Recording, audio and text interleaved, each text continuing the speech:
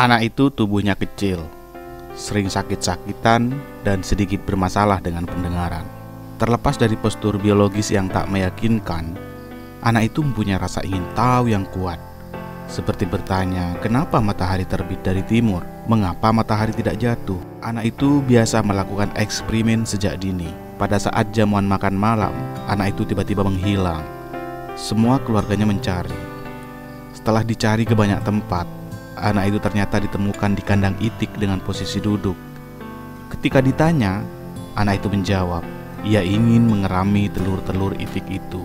Ketika usia 8 tahun, saat anak itu didaftarkan sekolah, di sekolah ia sering melamun dan menggambar, tapi sulit mengikuti instruksi dari gurunya.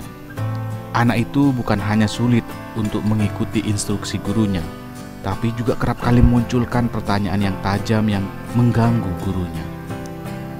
Pertanyaan dari anak itu tak dianggap sebagai tanda-tanda kejeniusan, tapi lebih dilabeli sebagai anak yang membangkang dan sulit menerima perintah dan instruksi. Hingga tiba pada suatu pagi yang cerah, saat gurunya yang bernama Mr. Greyfoot sudah tak mempunyai stok kesadaran lagi untuk mendidik anak yang satu itu, hingga akhirnya berkesimpulan bahwa anak itu bermasalah, mengalami kesulitan belajar, dan tak bisa menerima instruksi.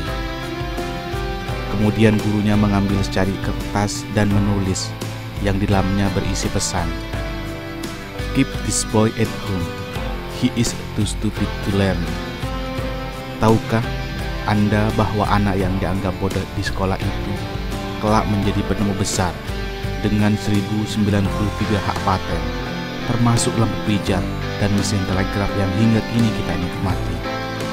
Dia adalah Thomas Alva Edison. Sekolah bukan hanya gagal membaca tanda-tanda kejeniusan Thomas, tapi juga telah memberi stigma negatif terhadap perkembangan Thomas sejak kecil. Kenapa Thomas dianggap sangat lemah di sekolah? Sekolah dengan kelas konvensional menjadi bencana bagi Thomas Alva Edison. Datang ke sekolah, duduk, dan mendengarkan instruksi guru sangat tidak cocok untuk anak seperti Thomas. Meskipun itu adalah kemampuan yang dibutuhkan untuk berhasil di sekolah. Thomas mempunyai gaya berpikir tangensial. Idenya bisa melompat dari satu topik ke topik yang lain, dan begitu juga dengan perhatian dan fokusnya. Akan membuat orang yang memerintah atau yang mendengarkan menjadi bingung. Itulah kenapa gurunya melabeli sebagai anak yang mempunyai kelemahan dalam menerima perintah dan belajar. Ada beberapa keunikan Thomas yang tak bisa dipahami di sekolah, sehingga ia dilabeli anak yang bermasalah. Perhatian Thomas memang mudah terganggu dan beralih pada satu perhatian ke perhatian yang lain. Kalau ia menyukainya, maka bisa menjadi hiperfokus dan lupa waktu. Ada begitu banyak kisah yang menunjukkan keunikan Thomas, mulai dari sosok yang hiperfokus hingga susah untuk konsentrasi atau bahkan hiperaktif.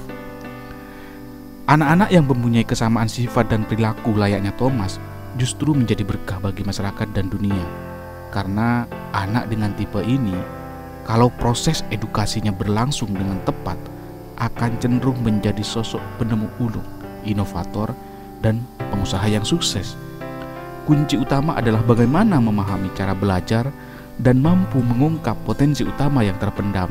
Maka itu akan menjadi menggembarkan bukan anak bermasalah seperti yang disematkan pada Thomas oleh guru sekolahnya. Tapi kalau anak dengan tipe seperti itu disalah tafsirkan sehingga ia harus berujung pada pendidikan khusus, maka mereka akan menjadi sosok yang reaktif, menentang, dan cenderung menghilang kreativitasnya demi sebuah stabilisasi peraturan yang diterapkan di sekolah. Anak dengan tipe seperti Thomas akan selalu dianggap gagal, bodoh, terbelakang, dan mengalami gangguan belajar di sekolah.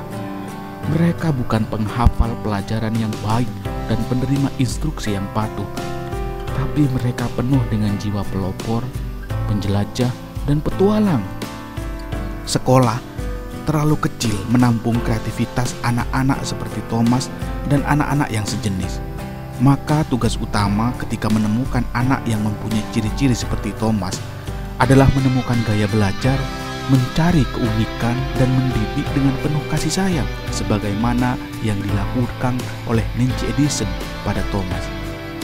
Saat Thomas tak mendapat layanan pendidikan dan dilabeli sebagai anak yang bermasalah, maka Nancy Edison selaku ibunya selalu ada untuk Thomas.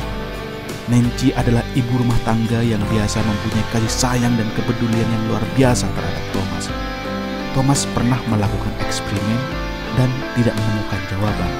Kemudian bertanya pada ibunya. Ternyata ibunya juga tidak tahu. Akhirnya Nancy mengajak Thomas untuk menemui beberapa tokoh yang dianggap mumpuni dan mendatangi perpustakaan untuk mencari jawabannya. Maka pemecahannya juga belum ditemukan. Hingga akhirnya Nancy berkata kepada Thomas, "Thomas sayang, kita telah berupaya dengan keras untuk memecahkan jawabannya, tetapi tak seorang pun dan tak ada buku petunjuk satupun yang bisa memecahkannya. Kamu tahu artinya, berarti Tuhan menyuruhmu untuk menemukan jawaban untuk semua orang. Ayolah semangat dan terus mencoba, kamu pasti bisa." Itulah jawaban Nancy Edison terhadap Thomas. Jadi, menjadi orang tua yang menuntun anak-anaknya memang tak harus pintar dalam segala hal dan mampu menjawab pertanyaan yang dibutuhkan anak di segala bidang. Menuntun tak harus bisa segalanya, tapi menuntun itu harus memberi segalanya. Kasih sayang, perhatian, kepedulian, dan kerja keras.